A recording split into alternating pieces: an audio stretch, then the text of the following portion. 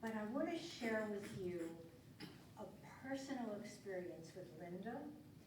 And I know that I am one of hundreds of social workers. I'm so glad I can look at you as I say this, and I'm going to try not to cry. I am one of hundreds of social workers who has benefited from this woman's enormous dedication to our profession and our clients. She has done it, I want to tell you, with absolute genius. Her understanding of technological advancement and how to use it on our behalf is nothing short of brilliant. I've never met anyone as fiercely dedicated to using the here and now and combine it with the heart and soul of what our profession really is.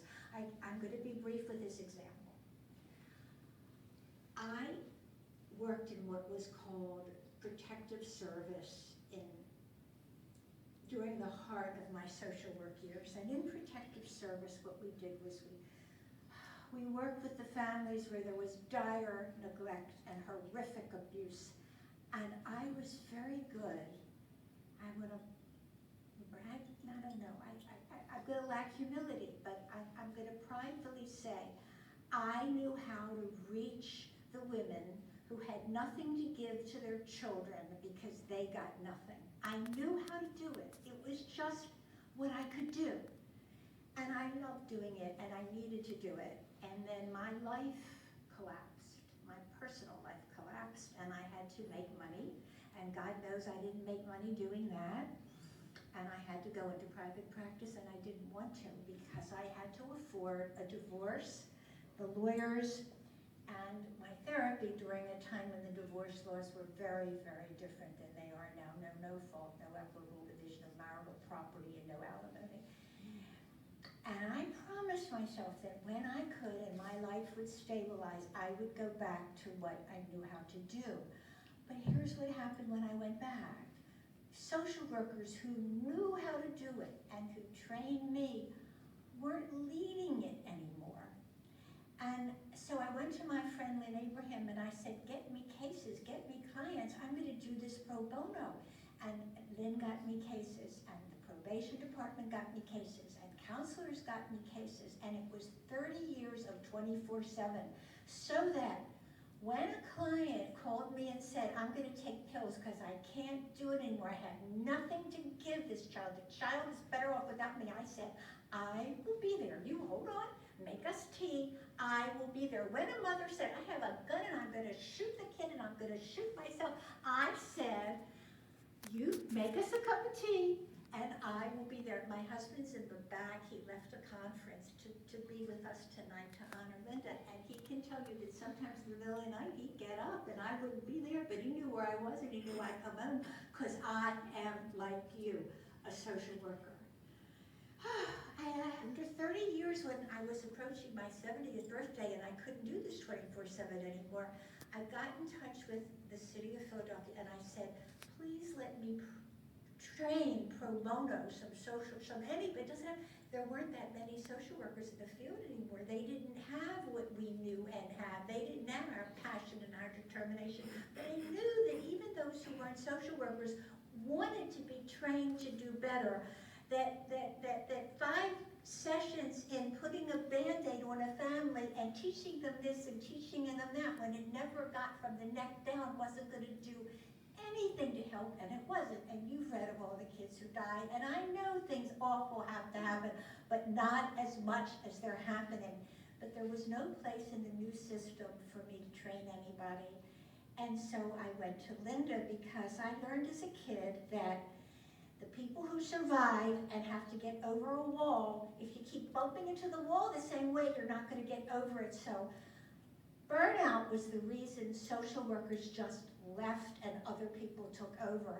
And I wrote an evidence-based paper for the new, for Linda, because I knew she'd hear me. And it was called What I Wish I Had Known, Burnout and Self-Care in Our Social Work Profession. And it mushroomed. At this point, it's got about 20,000 likes.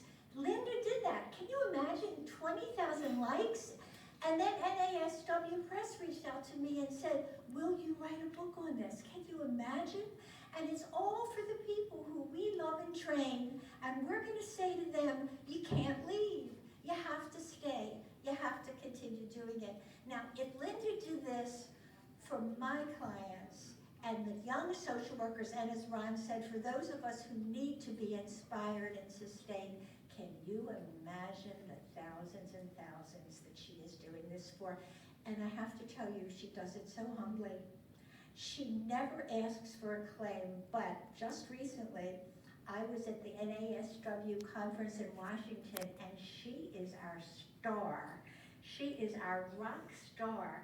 They followed her all around to talk to her about what they wanted published in a magazine that young social workers, not just therapists, social workers across the field read and are inspired by. So, I mean, I don't know at this point, Linda, you're my hero, and I am just so proud that you're my friend. And here's your award. So,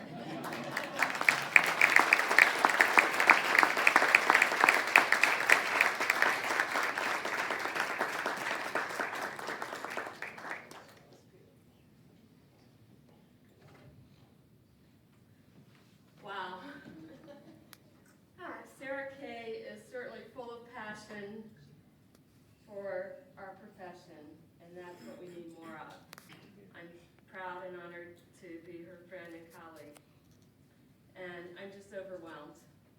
I'm deeply honored to accept this award tonight, and I want to talk to everyone for a few minutes about our profession. We're all members of a great profession with many challenges and many rewards. I know that we all may wonder at times, what are we doing, why are we doing it, and how to do it best? So I was thinking about this, and I sat down and wrote a few thoughts that I wanted to share with you tonight. See if you recognize yourself in the following. The who, what, when, where, why of social work. Who? Social workers are women and men. Social workers are young and old. We are every race and every religion. We have varying political views and different life experiences. Social workers are professional people with BSW and MSW degrees and their CSWE accredited equivalents and PhDs and DSWs too. What? Social work is helping people. Social work is helping communities and organizations and groups and families. It is assessing, planning, counseling, consulting, writing, thinking, advocating, and much, much more. It's providing comfort and providing options, making things happen and making a difference. Sometimes it's exhausting and exasperating.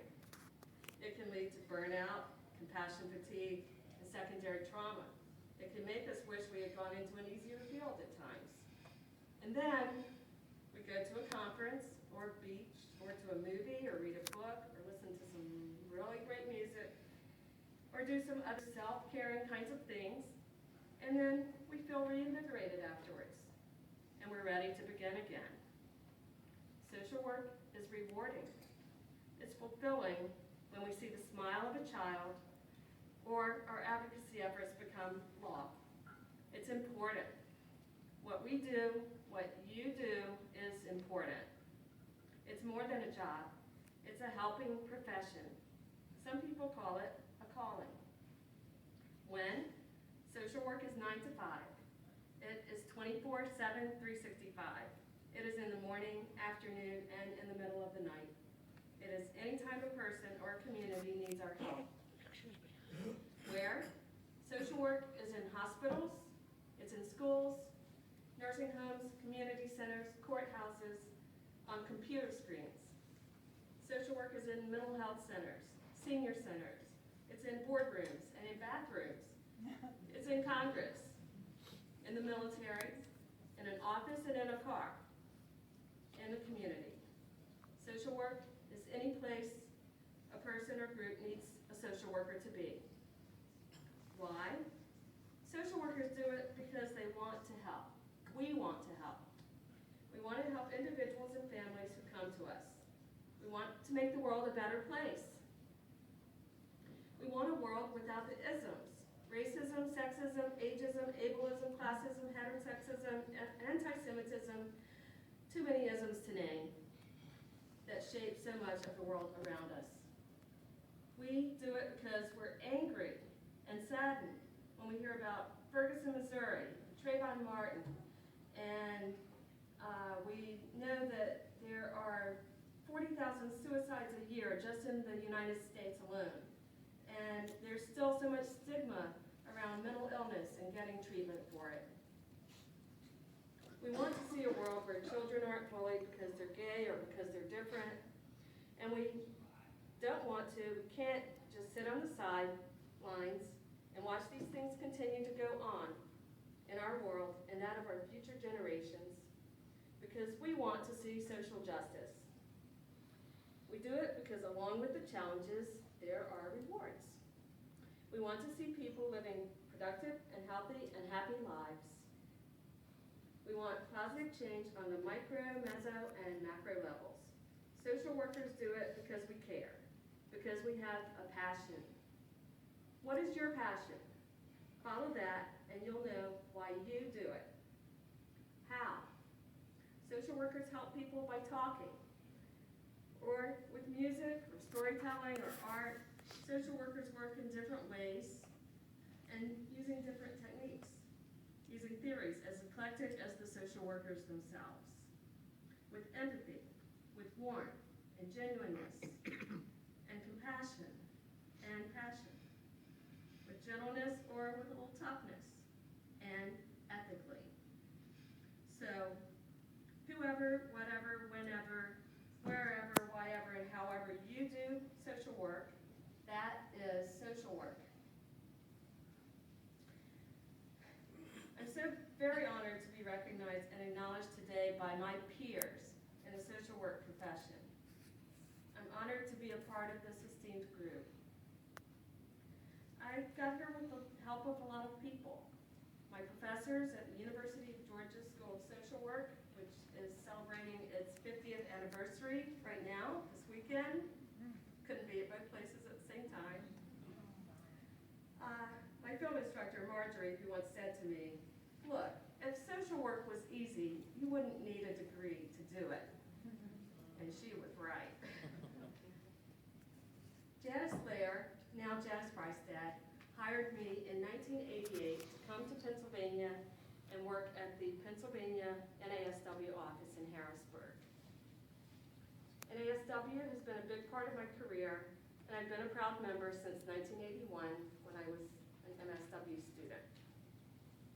I want to say a few words about passion. In 1993, I had a wild and crazy idea to start a little magazine called The New Social Worker. And this is our latest volume here. It's available in print and online. And I had a passion for social workers' career development and for writing and editing. And I loved magazines, any kind of magazine. I would read them all. So I decided, hey, why not do a magazine that I wish I had had when I was new as a social worker. What I've tried to do is to create a platform to publish useful, practical, and inspiring work, and in a non-academic format to support social work students and social workers new to the field and not so new to the field. And through this platform to address issues like burnout, self-care, racism, and the other isms that I talked about earlier. The magazine now has 84,000 fans on Facebook. And maybe some of you out there are part of that wonderful, diverse group of social workers. It's very satisfying to me that it resonates with so many people. What is really great, though, is all of my colleagues who give of their time and talents and wisdom to share their passion through this platform. SaraKay Smullens is one of those colleagues as are many other Pennsylvania NASW members and social workers around the country and around the world. Social workers are great. I love social workers. We have so many things to be passionate about, and I encourage you to find what it is for you that makes you really passionate and excited to be a social worker. I invite you to visit the new social workers website. It's at socialworker.com. And I'll also be having an exhibit table at the conference. Would love to talk to any of you during the next couple of days. And let me know if you have an idea that you would like to share with other social workers. Writing can be a great way to share our passion and our knowledge. Thank you so much to SaraKay Smullens. It just means the world to me that SaraKay nominated me for this honor. SaraKay herself is a former Lifetime Achievement Award winner for Pennsylvania NASW. Thank you to the Pennsylvania NASW staff, Ron, Amy, Tara, Justin, and Alicia, anybody else? Jean Marie. That person too. And to all of the Pennsylvania NASW members, all of my colleagues around the country and the world who contribute to make what I do better. Thank you especially to my family, including my wonderful husband, Gary, sitting there on the front row, and our son, Adam, who's also serving as videographer right now, for their love and support in all that I do. I'm truly, truly just overwhelmed and honored, far beyond what words can say. Thank you very much.